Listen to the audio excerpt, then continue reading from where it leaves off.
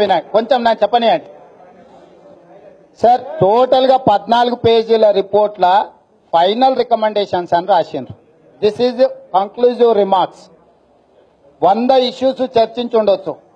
Final గా వీళ్ళు ఇదైతే తెలంగాణ సమాజానికి బాగుంటుందని రాసి ఇచ్చిన 3 రికమెండేషన్స్ మాత్రమే నేను చదువుతున్నా. అంటే వాళ్ళు అన్నిటికంటే అత్యుత్తమమైన నిర్ణయాలు ఈ మూడిట్లలో మళ్ళీ ఒక్కసారి చదివి వినిపిస్తా. ఫైనల్ రికమెండేషన్స్ లో రికమెండేషన్ నెంబర్ 1, in view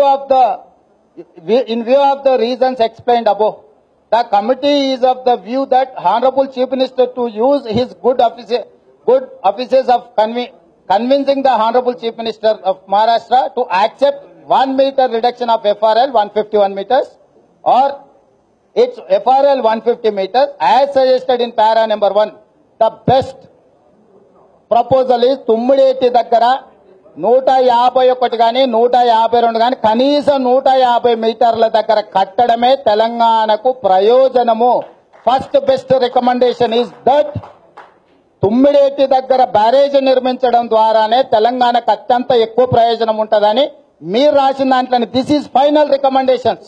మీరు 100 అంశాలు చర్చించి ఉండొచ్చు, కానీ మీరు ఫైనల్ గా నిర్ణయానికి వచ్చేటప్పటికి ఒక నిర్ణయానికి వచ్చేసారు. అన్ని తిరిగి వచ్చిన తర్వాత ఫైనల్ గా మనం ఒక నిర్ణయానికి వచ్చినాం. ఇప్పుడు పొలిటికల్ జేఏసీ వాళ్ళు కూడా దీని మీద చాలా వాదనలు చేశారు. 4.5 సంవత్సరాల తర్వాత ఒక పవర్ పాయింట్ ప్రెజెంటేషన్ పెట్టేసి అయ్యా తెలంగాణ సమాజానికి ఇది మంచిది కాదు అని ఒక నిర్ణయానికి వచ్చారు. వాళ్ళు కూడా డే 1 నాడే వ్యతిరేకించలే. చాలా సార్లు చర్చలు చేసిన తర్వాత సమాచార హక్కు చట్టం తర్వాత పూర్తి వివరాలు సేకరించిన తర్వాత సమాచారం లేనప్పుడు DPR లో లేనప్పుడు వాళ్ళు కొన్ని ఆర్టికల్స్ రాసిన వాటిని కూడా సమాచార హక్కు చట్టం ద్వారా సమాచారం తెచ్చుకొని మళ్ళీ సవరించుకొని వాళ్ళు ఒక లైన్లోకి వచ్చి ఫైనల్ గా ఇగో ఇది తెలంగాణ సమాజంలో జరుగుతున్నది, మేం ప్రాజెక్టులకు వ్యతిరేకం కాదు కానీ జరుగుతున్న నష్టమేంది వ్యవహారం ఏందని వాళ్ళు ఒక నిర్ణయానికి వచ్చారు.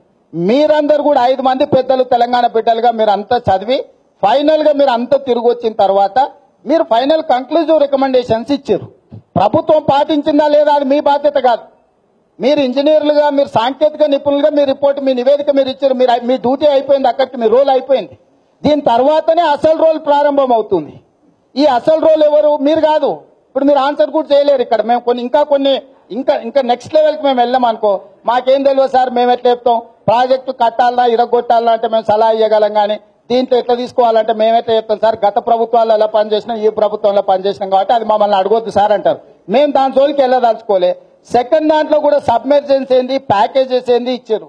థర్డ్ దాంట్లో క్లియర్ గా the proposal of construction of a barrage on main Godavari near Medgadda and lifting 160 TMC of water to Midmane reservoir is not desirable due to its prohibitive cost and time consumption. దీని వెనక్కి వెళ్తే మీరు cost analysis ఇచ్చారు. ఇప్పుడు వారు పెద్దలు చెప్పిన 12th పేజీలో 4th పారాగ్రాఫ్ చదవండి. Second paragraph of cost analysis. దీంట్లో మీరు ఏం రాశారు?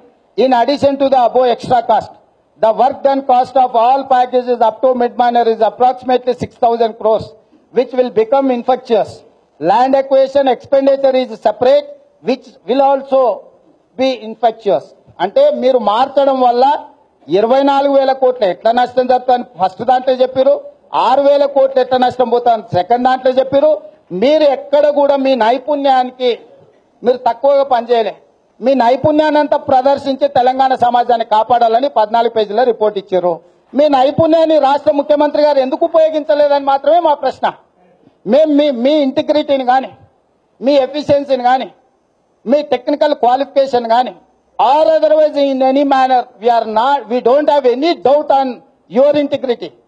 We have our own doubts. Telangana సమాజానికి కూడా ఒక అపనమ్మకం ఏర్పడ్డదంటే చంద్రశేఖరరావు గారు అద్భుతమైన మాటల ఒడికట్టుతోటి మభ్యపెట్టి 1 కోటి ఎకరాలని ఒక అందమైన ఆర్గ్యుమెంట్ తీసుకొచ్చిండని నేను మిమ్మల్ని అడుగుతున్నా.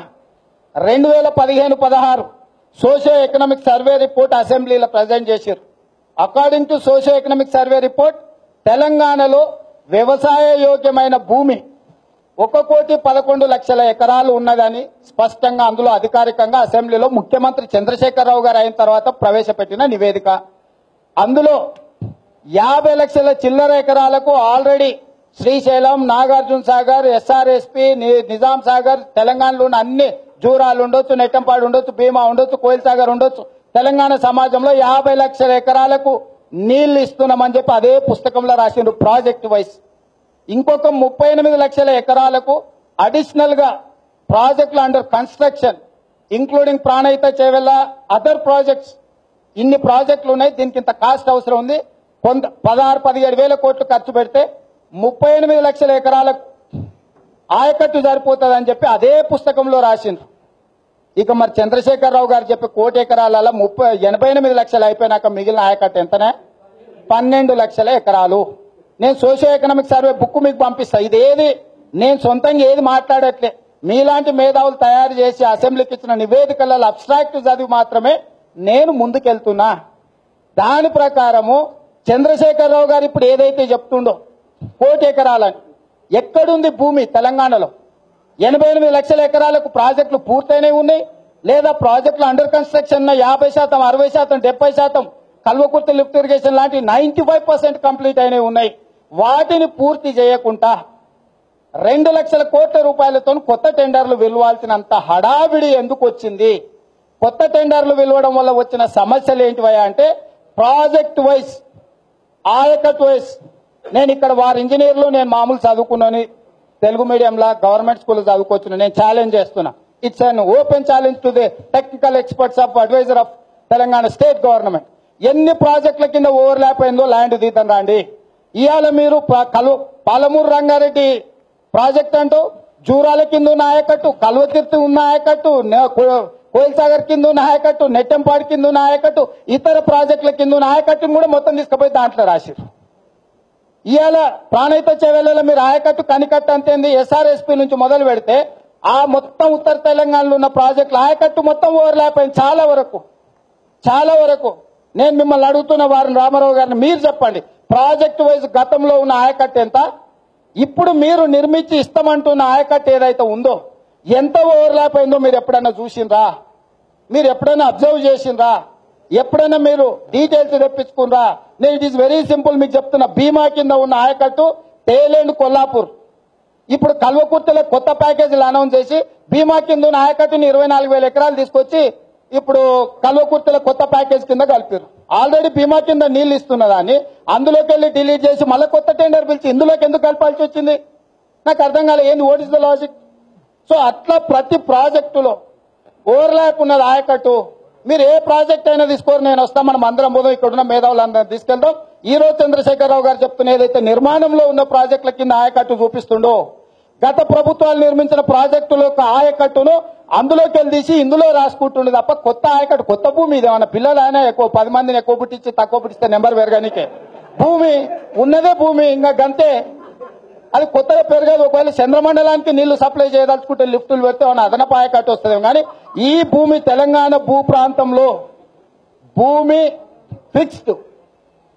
ఈ ఫిక్స్డ్ లో ఉన్న భూమిలో ఎక్కడి నుంచి వారు ఇస్తారో నాకు తెలియదు. కాబట్టి సాంకేతిక పరమైన అంశాలు ఇవి. ఫైనల్ గా వారి నుంచి నేను ఆశిస్తున్నది ఏంటంటే, గతంలో ప్రభుత్వాలు అభివృద్ధి సంక్షేమం అనే 2 విధానాలలో welfare schemes and development projects తీసుకునేది.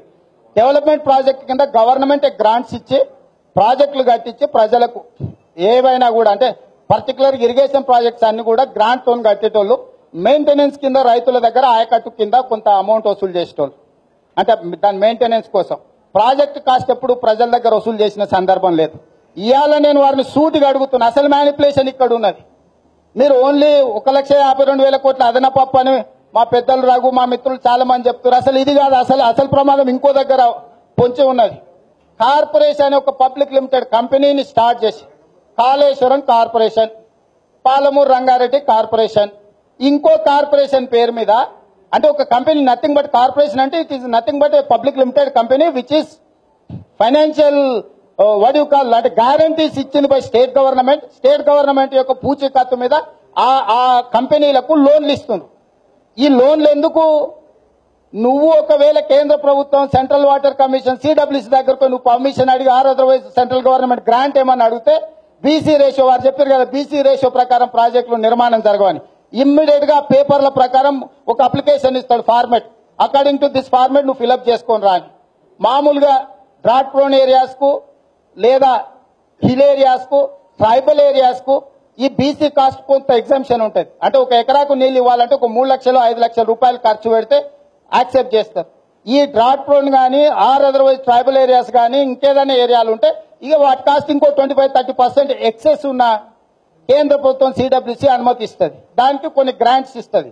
దాన్ని ఏఐబిపి ఫండ్స్ అంటారు. యాక్సిలేటరీ ఇరిగేషన్ బెనిఫిషియరీ ప్రోగ్రామ్ కింద ఏదైతే అనుమతులు ఉన్న ప్రాజెక్టులకు కేంద్ర ప్రభుత్వం కొన్నిట్లలో 50%, కొన్నిట్లలో 75%, కొన్నిట్లలో 90% ప్రజా ప్రయోజనం కోసము కేంద్ర ప్రభుత్వం కూడా ఈ ప్రాజెక్టులకు గ్రాంట్ ఇస్తుంది. అంటే ఇంకా అప్పు లేదు, గిప్పు లేదు, పైసలు ఇచ్చేటట్టు మళ్ళీ వెనక్కి కట్టాల్సిన పని లేదు.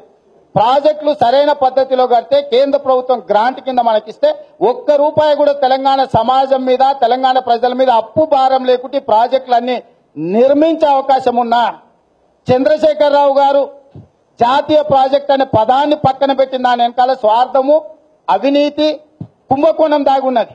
కార్పొరేషన్ పేరు మీద లోన్ తెచ్చుకుంటే FRBM కి ఫిజికల్ డెఫిసిట్ కూడా సంబంధం లేకుండా డైరెక్ట్ లోన్లు తెచ్చుకోవచ్చు. First violation. Second violation DPR report కేంద్ర ప్రభుత్వానికి ఇవ్వాల్సిన పని లేదు. Second violation. థర్డ్ వయలేషన్ ఎవరికి అకౌంటబిలిటీ లేదు.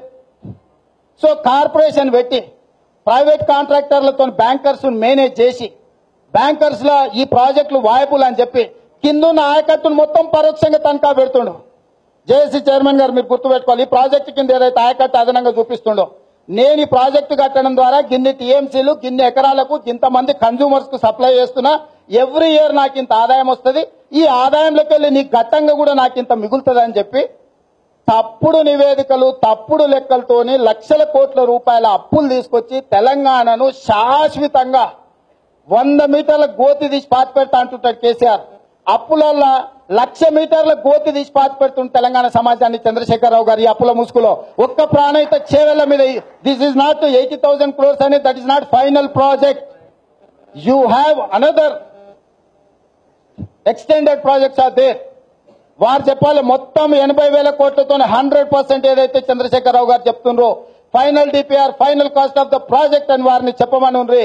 నేను ఛాలెంజ్ చేస్తున్నా, కాదు అది ప్లేట్ మిల్స్ కింద చెప్పిందే. కాంప్రహెన్సివ్ ఆ ప్రాజెక్టు 2 లక్షల కోట్లు మినిమం టచ్ చేస్తుంది. Indirectly or directly power projects నుంచి మొదలు పెట్టి everything you have to calculate in a manner. ఈ ప్రాజెక్టు ఫైనల్ గా ఒక ఎకరా భూమికి నీళ్లు ఇచ్చినప్పుడు ఫైనల్ అవుట్కమ్ నీళ్లు పొలంలోకి వారడానికి వచ్చినప్పుడు ఎంత ఖర్చు అవుతుంది, ఇది లెక్క. ఈ లెక్కలో ప్లేట్ మిల్స్ కింద పేపరు తయారు చేయడానికి అయ్యే కాస్ట్ చూపించి మొత్తం ఇంటికి తెచ్చి సరఫరా చేసే కాడికి చెప్పిస్తుంది. Water bottle, mineral water permission ఇచ్చినప్పుడు చూపించేసి కొనుక్కొని లాస్ట్ కు మనం ఎండ్ యూజర్ కి వచ్చే వరకు ఎంత అవుతుందో చూపిస్తలేడు చంద్రశేఖరరావు గారు. మా అభ్యంతరంలో ప్రాజెక్టులకు వ్యతిరేకం కాదు. ఈ మినరల్ వాటర్ బాటిల్ అనేది ₹10. నీ దగ్గర డబ్బు లేకుంటే ₹12 కొనుక్కున్నావు అంటే 10% ప్లస్ ఆర్ మైనస్, సరే కొన్నిసార్లు అత్యవసరం కొనుక్కున్నాడు అనుకోవచ్చు. ఈ మినరల్ వాటర్ బాటిల్ ₹1000 కొంటుండే, ₹10 చేయాల్సిన దాన్ని ₹1000 పెట్టి కొంటున్నాడు. మనం ఎంత 100 కోటీశ్వరులమైనా ఛాయ్ తాగి బిస్కెట్లు ఉంటే ₹10 అవుతుంది. ₹1000 నోట్ ఇచ్చి చిల్లర తీసుకోకుండా పోతామా? మీరు ఒక్కసారి ఆలోచించండి. ఈ కాస్ట్ను కూడా మేమేం కోణంలో అడుగుతున్నామంటే, నీళ్ళు ఇవ్వు, నీళ్ళు అవసరమే, అత్యవసరం, నిత్యవసరం. కానీ ఎన్ని జన్మలు మమ్మల్ని తాకట్టు పెట్టి ఇది తీసుకొస్తా అంటున్నావు, దీంట్లో నీ చిత్తశుద్ధి ఏందని అడుగుతున్నాం. నువ్వు పొందుతున్న లబ్ధి ఏందని అడుగుతున్నాం మేము. మా చర్చ అంతా ఇక్కడున్న పెద్దలందరూ, మరి subject to correction all parties, ఎవరు కూడా ప్రాజెక్టులకు వ్యతిరేకం కాదు. ప్రాజెక్టుల నిర్మాణంలో ఒక వ్యక్తికి చేరుతున్న సొమ్మెంత అనే దాని మీదనే భిన్నాభిప్రాయాలు ఉన్నాయి. నేను 10% అనొచ్చు, మా పెద్దలు వెంకటేశ్వరరావు గారు 8% అనొచ్చు, లేకపోతే ఇంకోరు ఏదన్నా అనొచ్చు. అల్టిమేట్ గా ప్రాజెక్టులు నిర్మించేటోళ్లకు ఏం లాభం వస్తుంది అనేది. ఫైనల్ గా నేను అడగదలుచుకున్నది ఏంటంటే, కార్పొరేషన్ పేరు మీద తెచ్చిన లోన్లు ఈ కార్పొరేషన్ కు అంటే ఎవరైతే ఉపయోగదారులు ఉన్నారో, అంటే వీటిని నీళ్లు వినియోగదారులు ఉన్నారో, వీళ్ళు పన్ను చెల్లించాలనా లేదా, ఇది ప్రభుత్వం వసూలు చేస్తుందా లేదా. ఇవాళ ప్రభుత్వం ఏదైతే చెబుతున్నదో water grid, it is interrelated to irrigation projects. ప్రతి దగ్గర 40 టీఎంసీలు, 50 టీఎంసీలు, 20 టీఎంసీల రిజర్వాయర్లు నిర్మిస్తున్నప్పుడు ఇక వాటర్ గ్రిడ్ మళ్ళీ గోదావరి నుంచి పెద్ద పెద్ద పైపులతోనే ఎందుకు తేవాలి, కృష్ణా కొల్లాపూర్ నుంచి పెద్ద పైపులతోనే ఎందుకు తేవాలి, ఎక్కడికక్కడ local reservoirs 5 TMC 10 TMC 50 TMC రిజర్వాయర్లు పెట్టినప్పుడు దాని కింద ఉన్న 1000 గ్రామాలు 1500 గ్రామాలు ఆ రిజర్వాయర్ కాడ నుంచి లోకల్ పైప్ లైన్ వేస్తే ఎక్కడికక్కడ లోకల్ మెయింటెనెన్స్ అవుతుంది. పెద్ద పైపులు వేయాల్సిన పని లేదు. 10 నుంచి 15 వేల కోట్లతోని జిల్లాకు ఒక 1000 కోట్ల రూపాయలు ఖర్చు పెడితే 100% ఇంటింటికి నల్ల ఇవ్వచ్చు. ఒక పక్కన హైదరాబాద్ చుట్టూతో నువ్వు రిజర్వాయర్లు నిర్మిస్తున్నా అంటున్నావు 50, 60, 70, 30, 40 టీఎంసీలు. మళ్ళీ గోదావరి నుంచి పెద్ద పెద్ద పైపులు వేసి హైదరాబాద్ కి నీళ్లు తెస్తున్నా అంటున్నావు. ఈడనే అందుబాటులో ఉన్న నీళ్లు ఇచ్చబెట్టి ఆడ కొల్లాపూర్ ఎక్కడి నుంచో తీసుకురావాల్సిన అవసరమే ఉంది. ఇటు గోదావరి నుంచి తేవాల్సిన అవసరమే ఉంది. ఏ పైపుల కంపెనీ కోసం ఇదంతా జరుగుతుంది? ఇవాళ ఇరిగేషన్ ప్రాజెక్టులో తెలంగాణలో వాటర్ గ్రౌండ్ అబ్జర్వ్ చేసుకుంది అనుకో, కాలువల ద్వారా వస్తే తెలంగాణ భూమిలో ఉంటాయి కదా, ఆంధ్రకి ఏం పోవు కదా. ఇప్పుడు మళ్ళీ పైపుల కథ ఎందుకు వచ్చింది? మేజర్ ఇరిగేషన్ ప్రాజెక్టులలో కూడా ఎండ్ యూజర్ కు నీళ్లు ఇవ్వాలి కాబట్టి, చివరి ఆయకట్టుదారునికి నీళ్లు ఇవ్వాలి కాబట్టి మేము పైపులు వేస్తామంటారు. ఈ పైపులలో ఉన్న మతలబ్ ఏంది అనేది మీరు ఆలోచన చేయండి. నేను ఇక్కడ అవతలో లేనప్పుడు వారు ఆరోపణ చేస్తే బాగుండదు. ఈ పైపులను తయారు చేసే కంపెనీ ఎవరు? ఆ యజమాని ఎవరు? ఆ యజమానికి ప్రాజెక్టులు నిర్మిస్తే నేను తెలంగాణ ఉద్యమకారులకు తెలంగాణ వస్తే సన్మానం జరుగుతుందని త్యాగం చేసిన వాళ్ళు చచ్చిపోయిన వాళ్ళ కుటుంబాలను ముఖ్యమంత్రి గారు June 2 ఏదంటే స్టేట్ ఫార్మేషన్ డే రోజు సన్మానం చేస్తాడని అనుకున్న, చేయలే. ఒక సన్మానం బ్రహ్మాండంగా చేసిండు. ఖమ్మంలో సీతారామ ప్రాజెక్ట్ అనుకుంటా, అవి గతంలో కాంగ్రెస్ టైంలో పంపులు కొన్నవే నిర్మించి సీతారామ గారు భక్త రామదాస్ ప్రాజెక్టు పూర్తయిందని చెప్పి పెద్ద ఎత్తున 40-50 వేల మందితో ఒక వ్యక్తికి సన్మానం చేసిరా. ఎవరా అంటే మెగా కృష్ణారెడ్డి. పైసలు తీసుకొని పనిచేసేటోడు, లాభం కోసం పనిచేసేటోడు, లాభం లేకపోతే ఇడిచిపెట్టిపోయేటోనికి సన్మానంతో ఏం పని ఉందా? నేను అడుగుతున్నా. సచ్చి తెలంగాణ సాధించిన 1200 కుటుంబాలలో ఒక్కరికి కూడా సన్మానం చేయలేదు. పైసలు తీసుకొని పనిచేసే మెగా కృష్ణారెడ్డికి భక్త రామదాస్ పూర్తి చేసిందని ఖమ్మం జిల్లాలో తెలంగాణ బిడ్డల్ని 50,000 మందిని పిలిపించి పబ్లిక్ గా నువ్వు సన్మానం చేసినావు. గింతకంటే దుర్మార్గం, గింతకంటే అన్యాయము, గింతకంటే ఆత్మకోశం ఉంటుందా? ఇక్కడ ఉన్న వాళ్ళందరూ తెలంగాణ మేధావులు కాబట్టి మేము ఆవేదన వ్యక్తం చేస్తున్నాం. అరే పైసలు తీసుకొని పని చేస్తుంది, నువ్వేందా సన్మానం చేసి పుణ్యానికి చేసిండా? ఓలా సోషల్ సర్వీస్ చేసిండా? పోనీ ఎన్జిఓ ఆర్గనైజేషన్ కింద 100 కోట్లు పెట్టి మన తెలంగాణకి మనం ఏం చేసినట్టు రవీంద్ర భారతిలో సన్మానం చేద్దాం. పైసలు తీసుకొని పనిచేసినోనికి, లాభం కోసం పనిచేసినోనికి, తెలంగాణ నిండా ముంచినోనికి, గత ప్రాజెక్టులు కట్టకుండా ఆలస్యం చేసి బ్లాక్ లిస్ట్ చేయాల్సిన కంపెనీ ఓనర్ ని గతంలో మొత్తం ఇదే మెగా కృష్ణారెడ్డి కాంట్రాక్టర్. గతంలో ప్రాజెక్టులకు ఆలస్యానికి 1000 కోట్ల రూపాయల టెండర్లు తీసుకున్న మెగా కృష్ణారెడ్డి కల్వకుర్తి లిఫ్ట్ ఇరిగేషన్ లో కానీ మిగతా ప్రాజెక్టులలో వర్కులు ఉండి 3 ఏళ్లలో పూర్తి చేస్తాను 13 ఏళ్లైనా పూర్తి చేయకపోవడంతో 10,000 కోట్ల వరకు 1,00,000 కోట్లు అయినాయి. అసలు జైలుకు తోలాలి. ఎందుకంటే 10 ఏళ్ళు ఆలస్యం చేయడంతో 100 అంతలు కాస్ట్ పెరిగింది. అట్లాంటి కాంట్రాక్టర్ను నువ్వు తెలంగాణ గడ్డ మీద శాలువలు కప్పి సన్మానం చేసి బొకేలు ఇస్తున్నావు అంటే నువ్వు ఎవరి పట్ల అభిమానంగా ఉన్నావు అని అడుగుతున్నా నేను. తెలంగాణ కోసం ఆత్మ బలిదానాలు చేసుకుని చనిపోయిన కుటుంబాలకు నువ్వు అభిమానంగా ఉన్నావా? వాళ్ళకి సన్మానం చేస్తున్నావా? కమిషన్ ప్రాఫిట్ కోసం వ్యాపారం చేసేటోళ్లతోని నువ్వు అంటగాగుతున్నావా? ఇది అంశం. కాబట్టి దయచేసి ఇక్కడ ఉన్న ఇంజనీర్స్ కూడా మిత్రులు, వాళ్ళకి పొలిటికల్ యాంగిల్ లేకపోయి ఉండొచ్చు, అంటే ఆలోచన చేయాల్సిన అవసరం లేదు. వాళ్ళు సాంకేతికంగా మాత్రమే వాళ్ళు ఆలోచన చేసి ఉంటారు. మేము చెప్పిన అంశాలను అన్నిటిని కూడా మీరు పరిగణలోకి తీసుకొని ఇప్పటికిప్పుడు మాకు చెప్పకపోయినా సరే మాకు సమాధానం చెప్పాల్సిన అవసరం కూడా మీకు లేదు. కానీ తెలంగాణ ఉద్యమంలో తెలంగాణ రాష్ట్రంలో వస్తే బాగుపడుతుందని ప్రజలందరినీ నమ్మించిన పెద్దలు కోదండరామ్ గారికి ఈ లైనంత రాజకీయ నాయకులను వదిలేస్తే మీ 10 మందికి మీకు బాధ్యత ఉంది. ఆనాడు మీరిచ్చిన నివేదికలకే శ్రీకృష్ణ కమిటీకి ఇచ్చింది. ప్రతి లైన్ మీరందరూ చదివి రాసింది. మీ మీద నమ్మకంతో ఇది వస్తే తెలంగాణ బాగుపడుతుందని ప్రజలంతా నమ్మిండ్రు. మరి అలా నమ్మిన మిమ్మల్ని నమ్మి అందరం కలిసి సహకరించి వచ్చిన తెలంగాణలో అన్యాయం జరుగుతుంటే మీ మీద మాకంటే ఎక్కువ బాధ్యత ఉంది.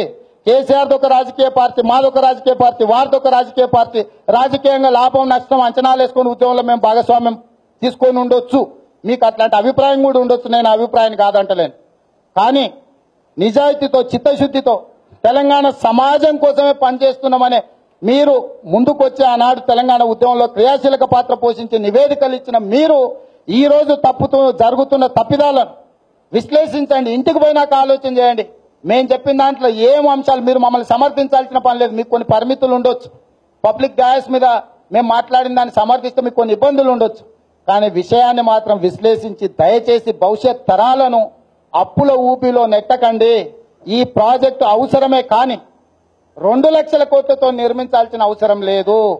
ఇందులో ఎక్కడికైతే నిర్మాణాన్ని కాకుండా వ్యక్తులకు తరలిపోతున్న వేల కోట్ల రూపాయలను ఆపవలసిన బాధ్యత ఉన్నది. ఆ బాధ్యత ప్రజాక్షేత్రంలో మాతో పాటు మన న్యాయస్థానాలలో కోదండరామ్ గారు లాంటి వాళ్ళు, పురుషోత్తం గారు లాంటి వాళ్ళు, రఘు గారు లాంటి వాళ్ళు చేతనైతే మీరు ఎక్స్పర్ట్స్ కాబట్టి ఈ రిపోర్టు మీరు ఇచ్చిండ్రు. దీనికి భిన్నంగా వారు చేస్తే మీరు కోర్టులో ఛాలెంజ్ చేయొచ్చు. కోర్ట్ ఆఫ్ లా ముందు మీరు ఖచ్చితంగా కంటెస్ట్ చేయొచ్చు. గవర్నమెంట్ కాన్స్టిట్యూట్ చేసింది ఇది. This is not your private report or any individual మీరు ఇచ్చిన రిపోర్ట్ కాదు. స్టేట్ గవర్నమెంట్ ఆఫ్ తెలంగాణకు మీరు అఫీషియల్గా ఇచ్చిన రిపోర్ట్ కాబట్టి మీరు ప్రభుత్వం చేస్తున్న తప్పుడు విధానాలను కోర్టు ముందల వీటిని పూర్తి స్థాయిలో ప్రశ్నించడం ద్వారా తెలంగాణ సమాజంలో హీరోలుగా నిలబడండి. మీరు వస్తే మేము అందరం లేచి నించొని మీకు కుర్చిచ్చే విధంగా మీ నిర్ణయాలు ఉండాలి, మీ పోరాటం ఉండాలని కోరుకుంటూ మీ అందరి దగ్గర సెలవు తీసుకుంటున్నాం. Thank you sir. అనంతరం గారు. ఏంటండి వీడియో నచ్చిందా? అయితే ఓ లైక్ వేసుకోండి, లేదంటే ఓ కామెంట్ చేయండి. ఎప్పటికప్పుడు మా వీడియోస్ చూడాలంటే సబ్స్క్రైబ్ చేసుకోండి.